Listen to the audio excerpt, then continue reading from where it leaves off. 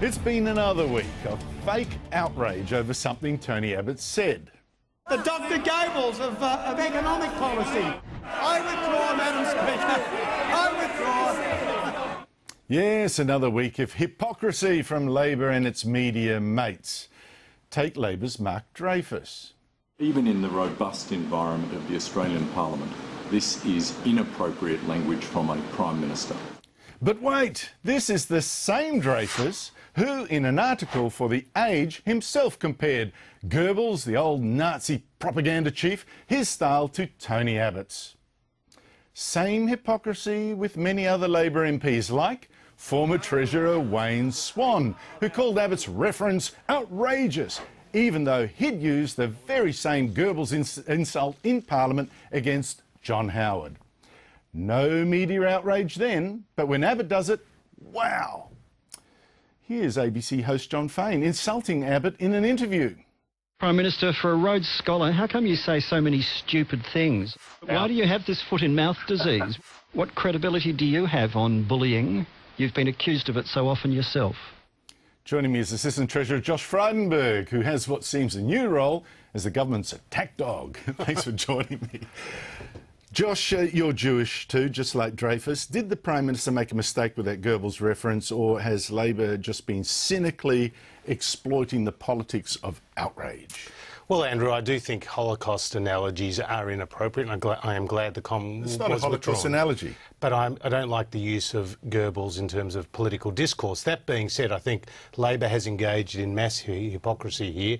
As you point out, Wayne Swan has made that comment. Mark Dreyfus has made a similar comment. Bernie Ripoll, Graham Perrott, Simon Crean, Jill Hall. The list goes on. In fact, even Bill Shorten last year talked about the book-burning instincts of the coalition. We all know that has a reference back to 1933 Germany. Oh, what about all the global warming believers who deliberately use the word denier to make an analogy with Holocaust denier? Absolutely. I think that's inappropriate too. I mean, the list is as long as your arm when it comes to the Labor Party, and have to be very careful about their hypocrisy. Now, you heard some snippets of that John Fain interview on the ABC, and there's also the incredible rudeness, very personally insulting of the Prime Minister to his face. Recent reports on the on 7:30, also on the ABC, the Four Corners thing. Is the ABC at war with this government? I certainly think that members of their commentariat don't like this government, and I think John Fain's becoming the new shock jock. I mean, I was on Q&A the other day, Andrew, and I found the disrespect to the highest officer holder in the land a bit uncomfortable. Now, the abuse makes me think of Malcolm Fraser, who also copped a hell of a lot of abuse in his time. Now, he died this week. He started as a Liberal hero, of course, ending the Whitlam chaos, getting the books more in order. The left loathed him, but in the past couple of decades, in retirement, he's become a fierce critic of the Liberals and a hero of the left. Complete switch. Now, how do you read the story of his political trajectory? Is it in part the abuse made him switch to the left? Look, who knows, Andrew. Let's talk about, though, his achievements in office, because I do want to celebrate those. I mean, he saved the country from the economic excesses of Whitlam. He was a staunch anti-communist. He gave us important national institutions like the Federal Police and the Federal Court.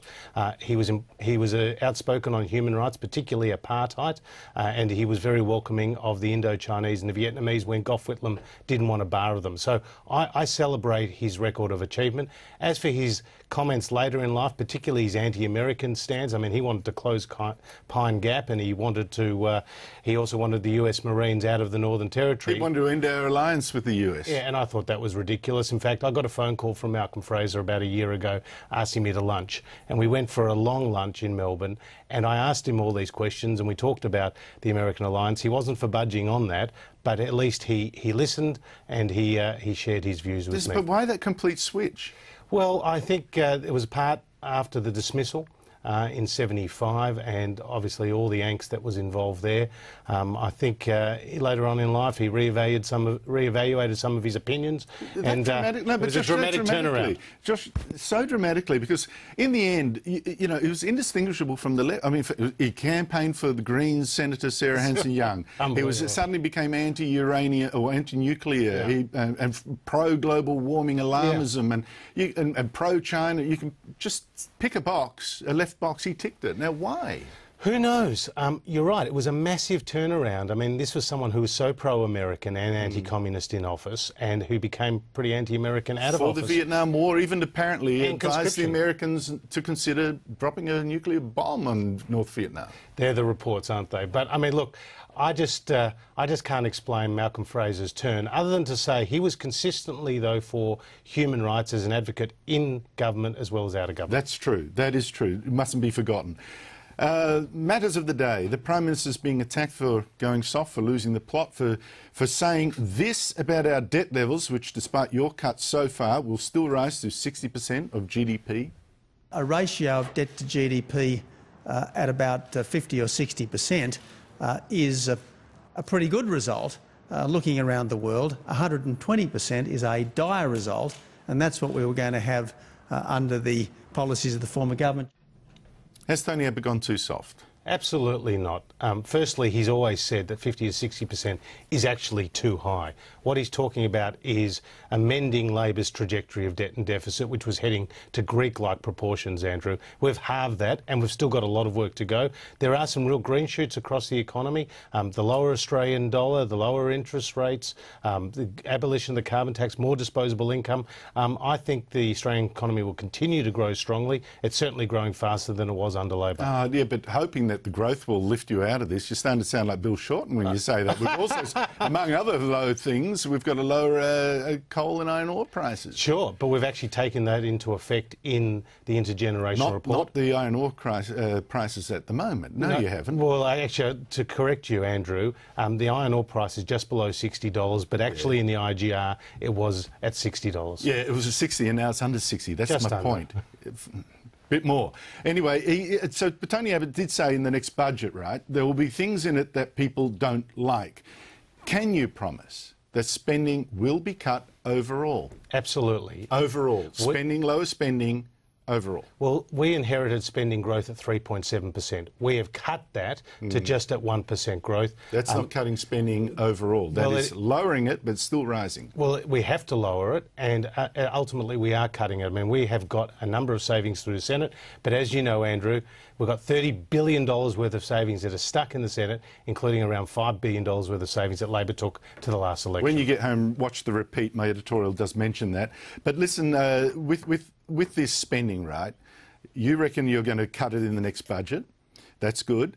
Childcare. Why, when we, after so much restraint, borrowing $110 million every day, an extra, why are you thinking of handing out even more childcare subsidies, more middle-class welfare in the next budget? Well, childcare is... Are you that desperate?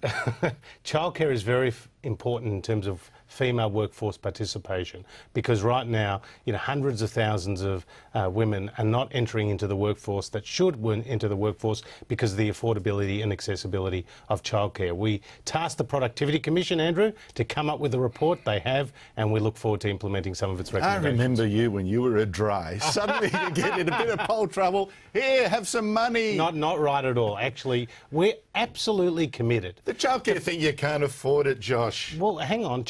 Getting affordable and accessible childcare, Andrew, will actually be in the best interest of the economy and will help grow the economy. Oh, God. OK, just finally, Save the Children. 10 of their staff were dismissed from the or airlifted off Nauru for alleged claims that they'd coached the inmates there to sexual abuse claims and other complaints. Now it seems from the latest Moss inquiry they've been cleared. Are they an apology? Look, I just leave that to Peter Dutton. There were some serious allegations in here, and we are implementing all its recommendations. Just say, yeah, they owed an apology. I'll leave it to the Minister. Josh Frydenberg, thanks for joining me. Great to be with you, Andrew. Coming up, the panel and talk of ferals.